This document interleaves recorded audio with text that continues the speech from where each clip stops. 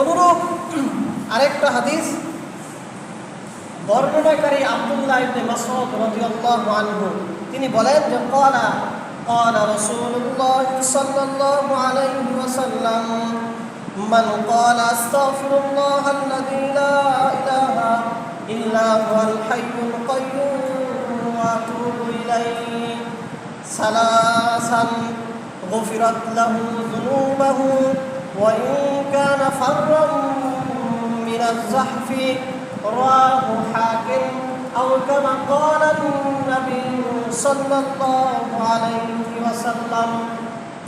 হযরত আব্দুল্লাহ ইবনে মাসউদ রাদিয়াল্লাহু আনহু বলেন, নবীজি বলেছেন যে যেই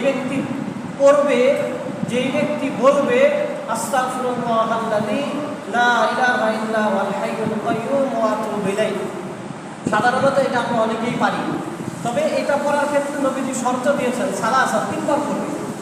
যে ব্যক্তি আস্তাগফিরুল্লাহাল্লাযী লা ইলাহা ইল্লা হুয়াল হাইয়ুল কাইয়্যুম ওয়া আতুবু ইলাইহি এই ইস্তিগফার তিনবার করবে, নবীজি বলেন গুফিরাত লাহু যুনুবাহু, আল্লাহ তার গুনাহ খাতাগুলোকে মাফ করে দিবেন। ওয়া ইন কানা ফাররাম মিনাজ যাহফি, যদিও সে জিহাদের ময়দান থেকে পলায়নকারী হয়। সাধারণত আল্লাহ তো অন্য গুনাহগুলো মাফ করবেনই, যেহেতু কোরআনে আলাদাভাবে বলা হয়েছে জিহাদ থেকে পলায়ন করা, যুদ্ধের ময়দান থেকে পলায়ন করা এটা আলাদা একটা কবিরা গুনাহ। এজন্য নবীজি এই ইস্তিগফার পাঠ করলে সাধারণত মানুষকে মাফ করেই দিবেন।